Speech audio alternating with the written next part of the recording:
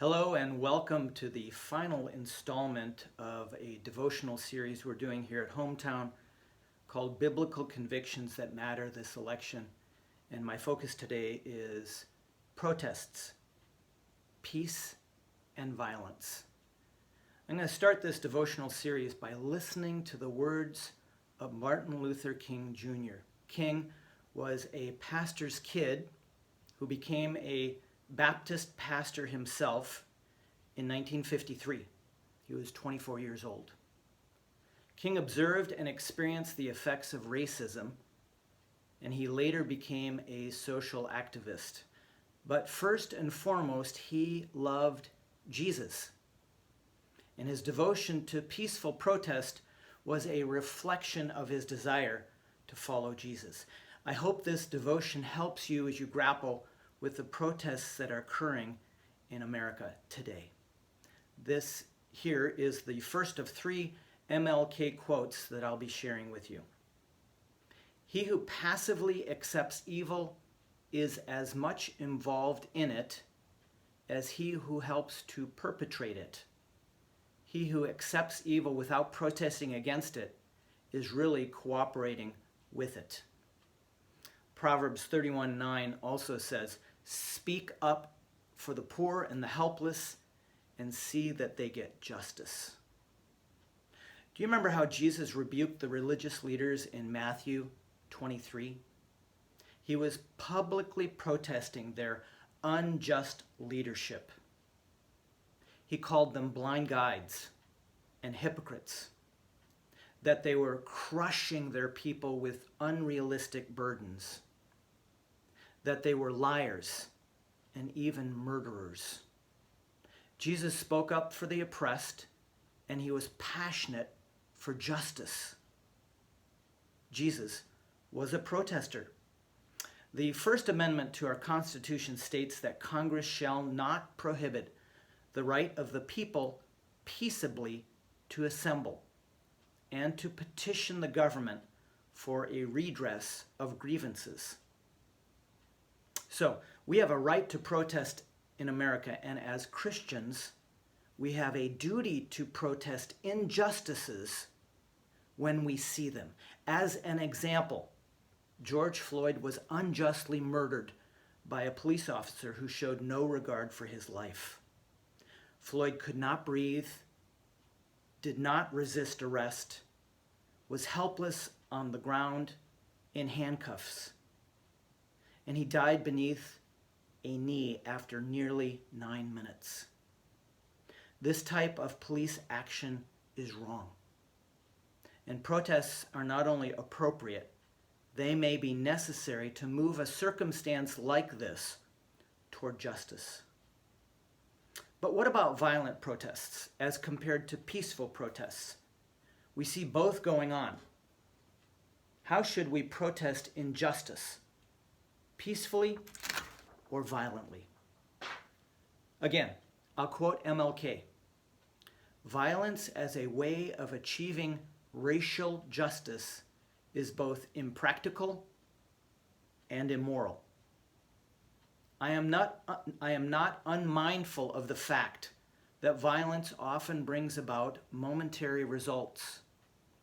But in spite of temporary victories, violence never brings permanent peace. King also said, in the process of gaining our rights, we must not be guilty of wrongful deeds. Let us not seek to satisfy our thirst for freedom by drinking from the cup of bitterness and hatred. We must forever conduct our struggle on the high plane of dignity and discipline. We must not allow our creative protest to denigrate into physical violence. Again and again, we must rise to the majestic heights of meeting physical force with soul force. I really like that.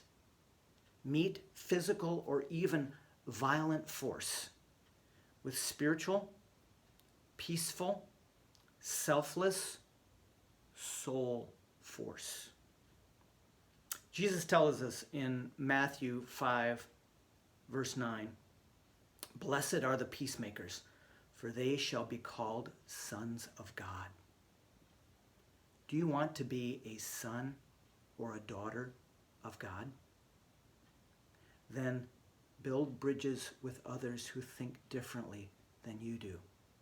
Build bridges and not walls, and become a peacemaker. Paul tells us in Romans chapter 12, verses 17 and 18, to never pay back evil with more evil. Do things in such a way that everyone can see you are honorable.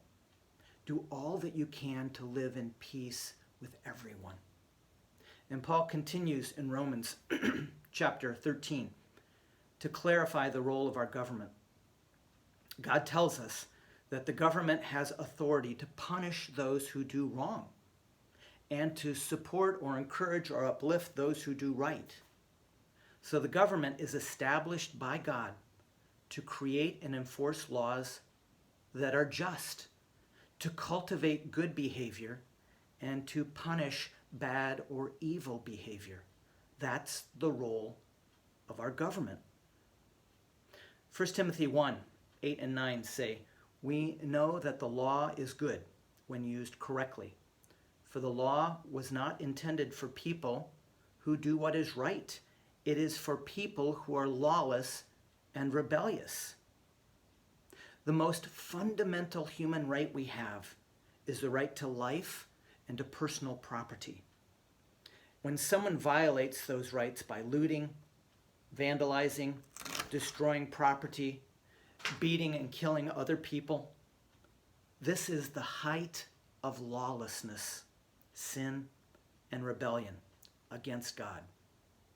This kind of lawless unrest is wrong and should be punished. Jesus spoke up for the oppressed, and he protested